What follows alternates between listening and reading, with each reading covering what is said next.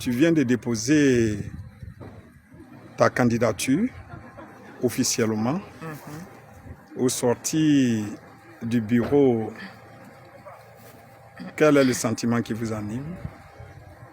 Eh bien, je suis très heureuse d'avoir pu déposer mon dossier de demande de candidature. Je suis d'autant plus heureuse que le dossier a été reçu parce qu'il est convenable, parce qu'il remplit toutes les formalités, les pièces sont conformes. Et donc, je suis heureuse d'avoir accompli cette formalité. Qu'est-ce qui motive votre candidature?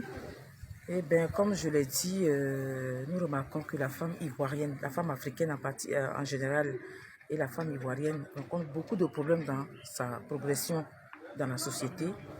Et les problèmes sont liés au niveau de scolarisation.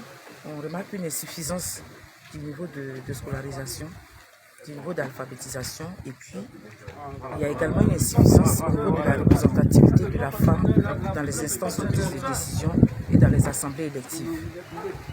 On remarque également qu'il y a une non-reconnaissance de la contribution effective de la femme dans le développement économique de la Côte d'Ivoire.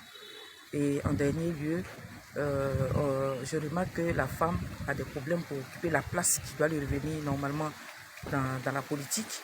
Et puis, au niveau de la construction de son histoire, au niveau de tout ce qui concerne sa contribution à l'histoire de la Côte d'Ivoire, elle est complètement un peu mise à l'écart. Voilà. Et donc, c'est autant de raisons qui motivent ma candidature à la présidence de l'OFNA. Et vous pensez que lorsque vous serez aux affaires, vous serez capable de ramener beaucoup de femmes pour la cause du FPI? Mais oui, bien sûr, mais je pense qu'avant que cela ne se fasse, il faut d'abord faire un état des lieux. Il faut faire un état des lieux relativement aux nombreuses crises que la Côte d'Ivoire a connues. Un état des lieux aussi par rapport à la perte du pouvoir d'État par le FPI. Et puis, il faut vérifier, il faut voir, il faut faire, comment dirais-je, il faut partir à la rencontre des femmes pour voir exactement quelle est leur situation politique, sociale, économique à ce jour. Comment est-ce qu'elles se sentent après que le FPI ait perdu le pouvoir? Quelles sont leurs attentes?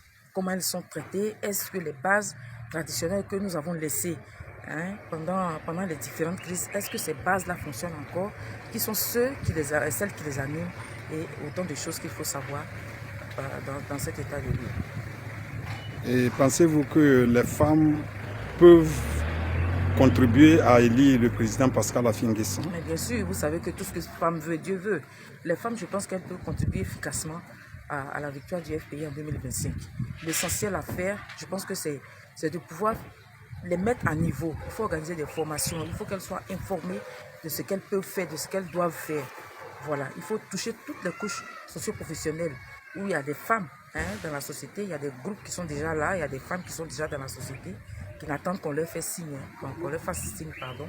Et donc, il faut motiver, il faut aller vers ces femmes-là, leur expliquer les enjeux politiques aujourd'hui qui nous attendent au niveau de la Côte d'Ivoire. Elles doivent contribuer.